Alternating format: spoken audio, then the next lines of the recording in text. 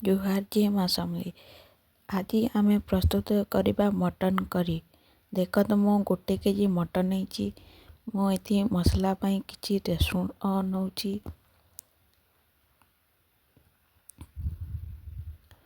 ପିଆଜ, ଅଦା ଓ କଞ୍ଚା ଲଙ୍କା ମୁଁ ନେଉଛି କିଛି ମସଲା ପ୍ରସ୍ତୁତ ପାଇଁ। ଏହା ଚୋପା ଛଡ଼ାଇ ଭଲ ଭାବରେ ଧୋଇ ନେବା ଆଉ ଗ୍ରାଇଣ୍ଡର ଜାର ଦେଇ ନେବା। ଆଉ ଦେଖ ଜିରା ଓ ଧନିଆ ମୁଁ କିଛି ନେଉଛି। ଏହାର ଆମେ ଭଲ ଭାବରେ ପେଷ୍ଟ ବନେଇ ନେବା ଚିକଣ କରି। ପ୍ରଥମେ କଢ଼ାଇଟିକୁ ଗରମ କରି ନେବା ଭଲ ଭାବରେ।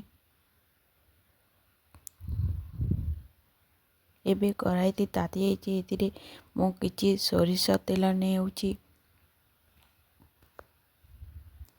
ଏବେ ସୋରିଷ ତେଲକୁ ଆମେ ଭଲ ଭାବରେ ଗରମ ହେବା ଛାଡ଼ି ନେବା।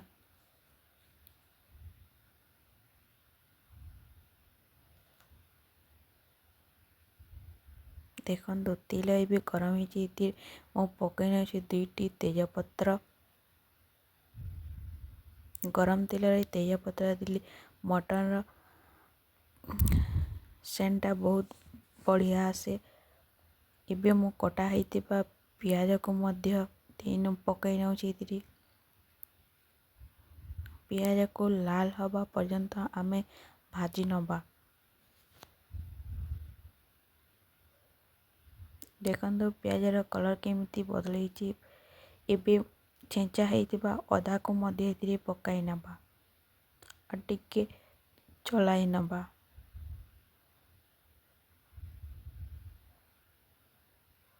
ପିଆଜ ଓ ଅଦା ଏବେ ଭଲ ଭାବରେ ଭାଜିଥିବେ। ବଟା ହେଇଥିବା ମସଲା ଗୁଡ଼ିକୁ ଏବେ ପକାଇ ନେବା।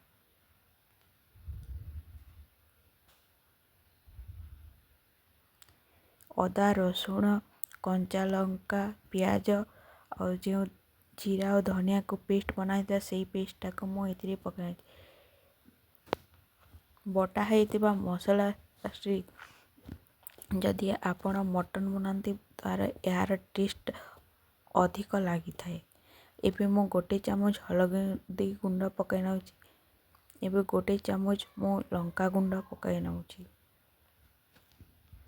ଏବେ ଆମେ ମସଲାକୁ ଭଲ ଭାବରେ କଷି ନେବା।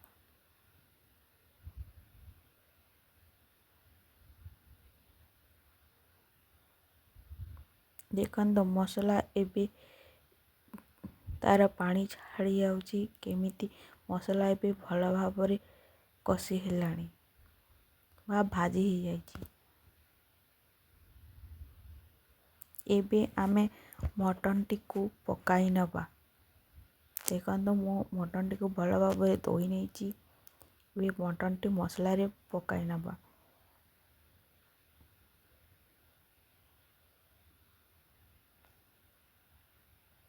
ଆଉ ମସଲାରେ ମିକ୍ସ କରିନେବା ମଟନଟିକୁ।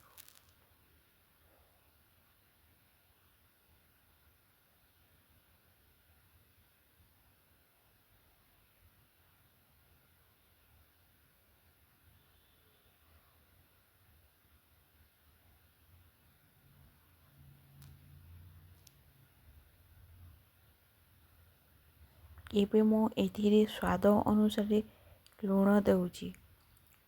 ମୁଁ 2 ଚାମଚ ବା 3 ଚାମଚ ଏଥିରେ ଲୁଣ ଦେଉଛି। କାହିଁକି ନା ମଟନ ବି ତ ବେଶୀ ଅଛି, ସେଥିପାଇଁ ମୁଁ ଏଥିରେ 3 ଚାମଚ ଲୁଣ ପକାଇ ନେଉଛି। ଛୋଟ ଚାମଚ 3 ଚାମଚ ଏଥିରେ ଲୁଣ। ଏବେ ଭଲ ଭାବରେ ମଟନଟିକୁ ମିକ୍ସ କରିନେବା ବା ଗୋଳାଇ ନେବା।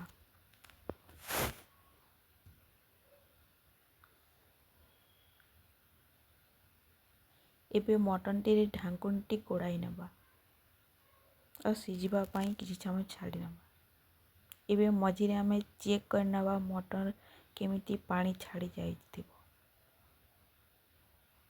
ଦେଖନ୍ତୁ ଯେଉଁ ଲୁଣ ପକାଇଥିଲା ନା ସେଥିରେ ମଟନଟିରେ ପାଣି ବାହାରି ଯାଇଛି। ଏବେ ମିଟ୍ ମସଲାକୁ ଆମେ ପକାଇ ନେବା।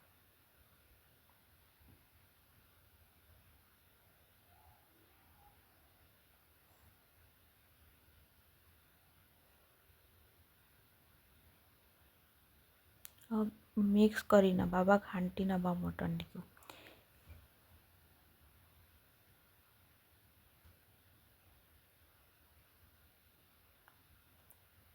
ଏବେ ପୁଣି ଆମେ ଏଥିରେ ଢାଙ୍କୁଣି ଘୋଡ଼ାଇ ନେବା ଆଉ କିଛି ସମୟ ସିଝିବା ପାଇଁ ଛାଡ଼ି ନେବା।